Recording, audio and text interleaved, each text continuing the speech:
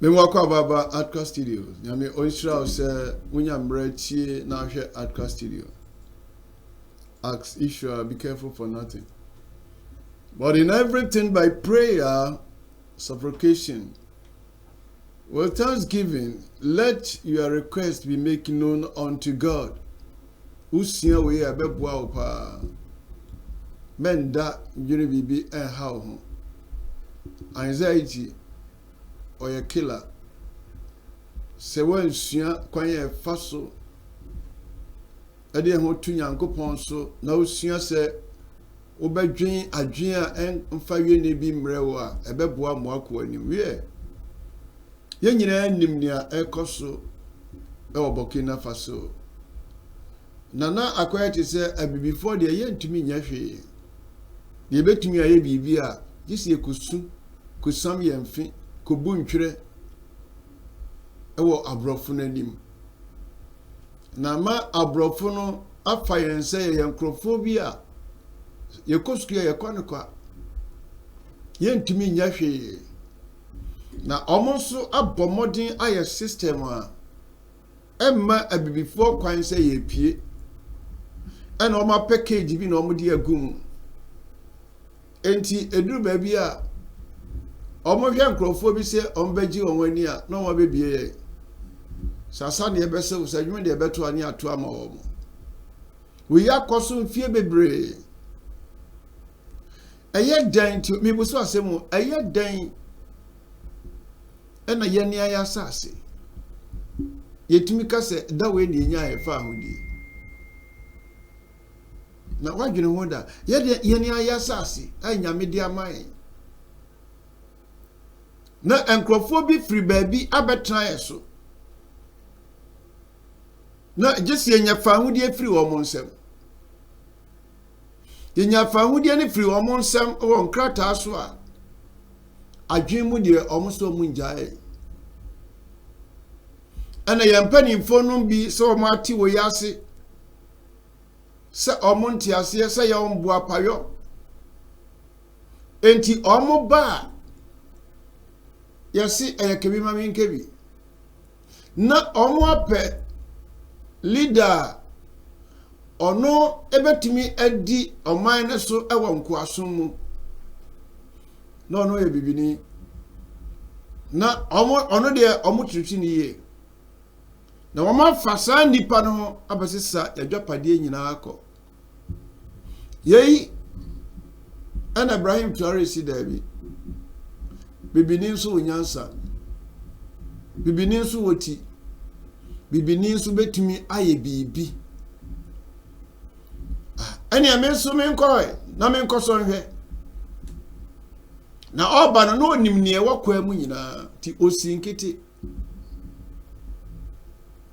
danne otumi apagya Burkina Faso afiri emfuturo mu wapagya Burkina Faso afiri emfuturo mu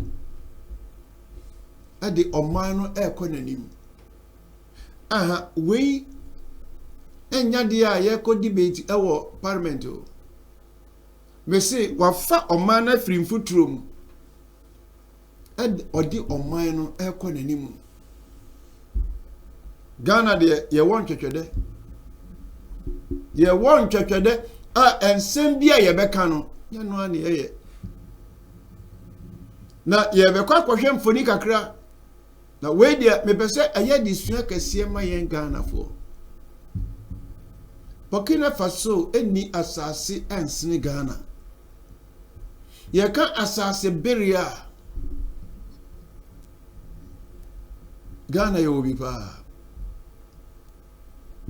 na se omo esreso etimi dua tomatoes na Ghana free anu ekoso tomatoes eba na emosi ho se ene ne hae ene pa na hae ya mane pa ne se dan na emma yentimi nkoya nimu yenkoya na ohwe samfoni we ya mane nka bibi nchiro nati ansema Ibrahim Traore all kan wachiri. To the youth of Africa, listen to me carefully. We are standing on the edge of history, And this is the moment when you must decide, will you continue to wait for salvation from outside, or will you rise and claim your destiny? For too long, we have been told that we are too weak, too poor, too uneducated to build our own future. But I tell you today, that is a lie. They said Africa cannot manufacture its own machines, yet every year we produce millions of brilliant minds, but only to serve others. We train to the youth of Africa. Listen to me carefully. We are standing on the edge of history, and this is the moment when you must decide, will you continue to wait for salvation from out to the youth of Africa? Listen to me carefully. Now we are quite we are ever say in Fiemino. Oh, Ghana, Umian Burkina Faso and Kusiade. Continue to wait for salvation from outside, or will you rise and claim your destiny? For too long, we have been told that we are too weak, too poor, too uneducated to build our own future. But I tell you today, that is a lie. They said Africa cannot manufacture its own machines, yet every year we produce millions of brilliant minds, but only to serve others. We train engineers, yet we import even the simplest tools. We have fertile lands, yet we depend on others for food. Why? Because we have been programmed to doubt ourselves. We have been taught to beg for aid, instead of building strength. We have been trapped in the illusion that without Europe, without America, we are nothing. But I see a different Africa, and I want you, the youth, to see it with me. I see an Africa where the sons and daughters of this continent become the inventors of tomorrow, where we build satellites that orbit the earth, and they are made by African hands, where our doctors do not flee to foreign countries, but stay to build health systems that serve our people with dignity, where we are not the customers of foreign technologies. And some more can say, Yadia say ya dream say, Yentiminyashi, answer the Nkwalako school. You were engineers, you're training engineers for Africa. But also, Bibi Kitwebia, a year, this year, cra. Ghana had a radiatum, and ya Apostle Joseph, Emma, what catch Ray and say, you bet me, I me bon paye pa say, met me a coto Apostle Joseph Can about me bon paye pass, met me a coto. Me chini kumasi ase na me dey campaign say bibi ni so betumi aye bibi because sika ne nam ho no mo a ene Toyota ne Datsun ne Nissan ne Ford so suya bia na ntamo so suya bia na ntamo ono kra de ne car ne mo se ne osi esiesie ne ka a when ebeto mo enkane na omo sigi se otoka na wo ye duty inipa bi ababontin se entisa enti yenso ba akotra ahwe sisi omo so omo sa atetika abo no so ti mum yenye twini enkoto na entre factory no so na what me aye ne kase nanka we wo bebie bi wo kumase nso nanka efa Ghana nyina by the way osi Ibrahim Traore say, "Near the Asha ya dream free tete no." And yes, I net here. And yes, I net here. Say, I was a dame, ya dear want to a brofano so. And I can be there because in video modeyano, or no bet me a quack of foul. Son or moyano. Eh? Japan fought me of America for no more, maybe no more bay or we are no more, you won't no come baby. Son and I can be there, the beer in here, they bet me a quack of fabrofon. Then yes, you no more but 20 say, when you percentage, or more yamay, ye two mocha. Oh, and go for what you build the woman menu. One more watching a builder or mine any. And it was so kaya or ye. So I will be a mania or yet dear Bemma or mine who a harrow. Shaquina, I dear me fepa a quina away ye. Ye gana quina, net ye de ye wa boa, a boa. Not yet de a a appetite quina so. Because I'm ready me question Crawford say, oh, yeah, quine. Now I got to baby a fraud. I was so chat because a car engineering now, na classroom go. I dear baby. I was a baby a one brand, which shall you on ye now fill the hormone, the abo. Because all the quota and go on my Saudi Aguani and the ASEAN Ayapacheno within 1 year can't fast, a best tia tom. Abba Ghana yanya dear last Adiana ya now occupant say he said a bronco away 3 more a day. A bro. So this young man name a wire of Burkina Faso. Young quiet tomatoes a factory no. Odi or see say one more ton tomatoes no. Akuafo ne eboa no omoton. Say omoton 3 times. Ti na omoton e 10 cedis a. Say factory ne ton 30 cedis. Enti ama won ani abere nso e ya adwuma no because omo ya enko bere problem. And say tomatoes na bebu. Say Burkina Faso anytime wa tomatoes abebu na aseye senia Ghana obitimi etitini mo wire mo aye kuya no na tomatoes na ayefo na enkrafo ekwa hono a na obakoton fofofo yanko he tomatoes factory. Absolutely incredible. Burkina Faso is turning the humble tomato into a weapon of economic power. For years, this country grew mountains of tomatoes, but without factories, farmers were forced to sell cheap or watch their harvest rot. Meanwhile, supermarkets were full of imported tomato paste. The irony was painful. Then came Captain Ibrahim Traore's bold move, Burkina Faso's first ever tomato processing plants. And overnight, everything changed. Now farmers sell directly to the factories at 3 to 5 times higher prices. Hundreds of new jobs have been created, from machine operators and quality inspectors to packaging and transport companies. Even local seed and fertilizer suppliers are booming. And here's the twist. Burkina Faso no longer depends on imports. Instead, it's producing world-class tomato paste that now flows out of the country as exports. What used to rot in the fields is now fueling a national revolution. The tomato has become a symbol, proof that Africa can process its own resources, create its own wealth,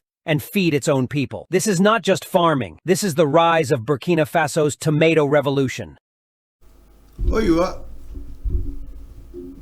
one of the best, not in Africa, but in the world. We among kofa bibi in frefro. Na among famre. They say ye omo ye wo Africa hasi. Na omo di no omo me a akwabontin. When ye kase obu man. We ne kase opeju mano afirim futuro mu akoma pomba travia. We ne kase owani suadi hu. We and ye kase o maomane daachi. Ochira oni won ma factory no nyane ma media o. And nyane papa de. Ni bi wo Ghana ha. Na aburo ne atrimodin ne beya ye na wianti omo say ni nyina engosi da bay we dey atio mesi obi ani anu ye wa Africa ha biemu na president bi obe fail wa Africa no na onu anka so ye failure because bibi ani won mo Ibrahim Traore abefa oman no abra na omu nehwe ese watua oman aka nyina osi wa nkobo besia wo nesese wo ba Senegal president that young man no ese oya mane hu ayehi ese yes was a conference ko pacho say France foreign sam review because pansun da ye ontumi Otibon bo ontimi enti yenya Ibrahim Traore sudu wo Africa me say Africa be krabe he ade ba ko Ghana am say wo mpa ne say wo mu creative factory na binyamfoni bi de say eno de anka we bua pa your president on say poultry farming ke sie bi ayi o mbeye awo bosumi nkunu ya wiye Mr. President, you are going to do because me kind say what continue fear pan fear watchy. No one to me and share MPP phone so. I'm a correcting you maybe there. Near Ghana was a kid and say we 18 years soon. Sir, your president pan to me and for improvement to be a Magan had ya. And my mummy answer so party me no way so da. Because a young man way up to me the next form. I'm a nadia young who. Because o si ne bosse se me leader nyakasa. Nemo ayende na ebe coming crop for a team man mu. No be hu ye say ade chie bia no sesan ye be o ma hwe kwan ya omoye. Hwe kwan ya omoye. Ghana ha ba bia ye dwa buo bia ye de amacha na fo. Ye asase a enti sukura ani tech enti ka yentimi kreti afidia ebetumi dadi o. Menti ase o. Abo de disi dani de de yakwa nyina ba bia abo chana fo de ama o.